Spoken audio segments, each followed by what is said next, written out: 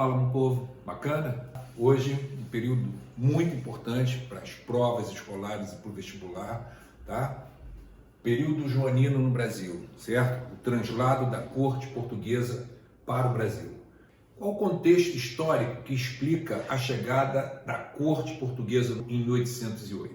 Rivalidade anglo-francesa, certo? Lembrando que naquele momento está ocorrendo o período napoleônico na França, e Napoleão, questionando a hegemonia inglesa no continente europeu, vai impor às nações europeias, em 1806, o famoso bloqueio continental, que consistia na proibição das nações europeias de estabelecer comércio com a Inglaterra. Seria uma forma dos franceses neutralizarem a força econômica, minarem essa força econômica dos ingleses. Na prática, isso acaba colocando Portugal numa sinuca de bico, numa saia justa, vamos colocar assim. Por quê? Porque historicamente Portugal era um forte aliado dos ingleses. Então Portugal vai ficar entre a cruz e a espada, Se ele segue bloqueio e não mantém relações comerciais com a Inglaterra, ele está se afastando de um poderoso aliado comercial e militar, político, que eles tinham dentro do continente europeu, certo? Mas, se ele romper esse bloqueio, Napoleão vai cumprir a promessa de invadir esse território com os seus exércitos, certo? Dentro desse contexto, aparece uma coisinha chamada Convenção Secreta. O que vem a ser isso? O representante inglês em Portugal, o embaixador inglês em Lisboa, o Lord Stamford, ele vai negociar, ele vai propor ao governo português o translado da corte portuguesa para o Brasil. Porque do outro lado do Atlântico, com o peso de sua marinha, a Inglaterra prometia proteger essa elite portuguesa. Aí vocês vão falar, poxa, que bacana, a Inglaterra é gente boa. Claro que tem o outro lado da questão, Por sua vez, a Inglaterra provavelmente iria exigir benefícios econômicos para o Estado português. Então, o translado ocorre dentro desse contexto. Portugal está pressionado pela França, lembra? Quem rompeu o bloqueio continental receberá a visita do exército napoleônico, E Portugal ficará mais apreensivo ainda quando a França assinar com a Espanha um tratado de Fontainebleau, onde os espanhóis permitem a passagem do exército francês em direção ao território português.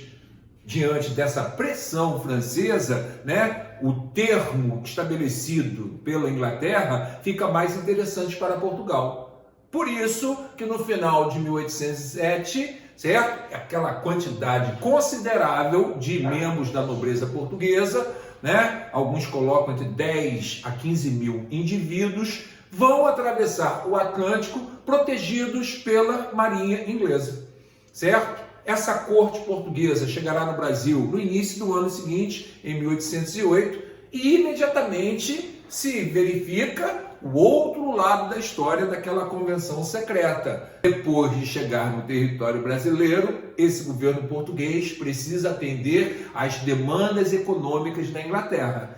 Por isso que imediatamente falaremos de iniciativas econômicas.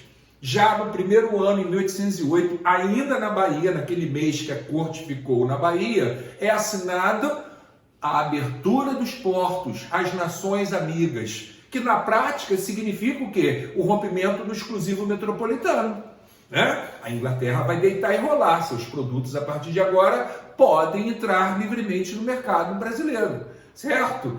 Fica só nisso? Não. Ainda em 1808, Dom João VI vai assinar a revogação do alvará de proibição de manufaturas, estabelecido pela sua mãe em 1785.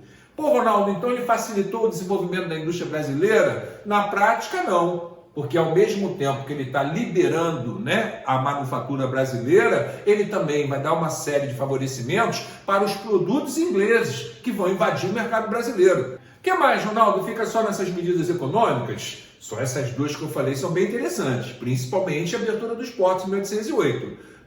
Mas, em 1810, faz parte dessa negociação da Convenção Secreta a assinatura de tratados diplomáticos entre Portugal e a Inglaterra, certo?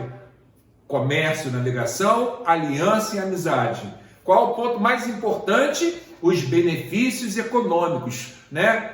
Alfandegários, dados aos produtos ingleses. Os produtos ingleses pagavam, ao entrar no Brasil, 15% de taxação. O produto português pagava mais, 16%. E as outras nações pagavam a média mundial na época de 24%.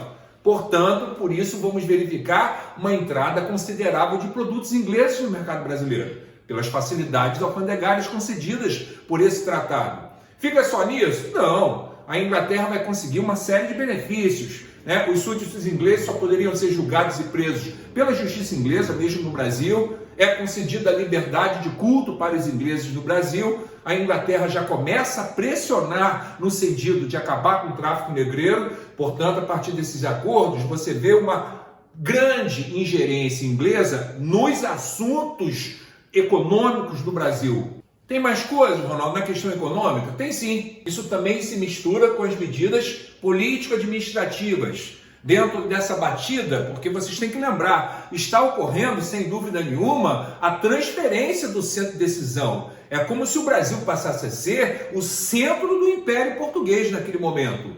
Portanto, dentro daquela cidade, que era essencialmente até então uma cidade africana, vamos colocar assim, essa cidade, a capital até então, ela precisa passar por um processo de modernização, de melhoria, de investimento.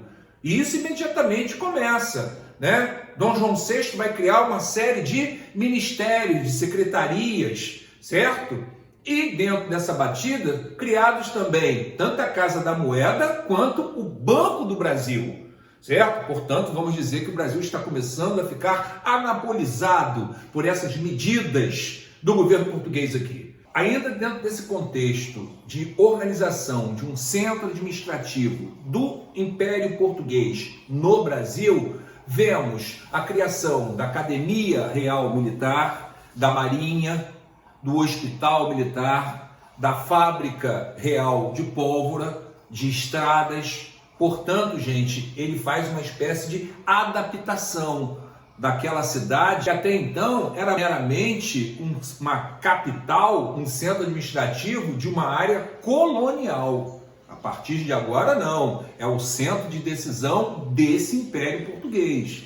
Tem uma outra importante medida nesse contexto. Em 1815, o Brasil é elevado à condição de Reino Unido a Portugal e Algarves.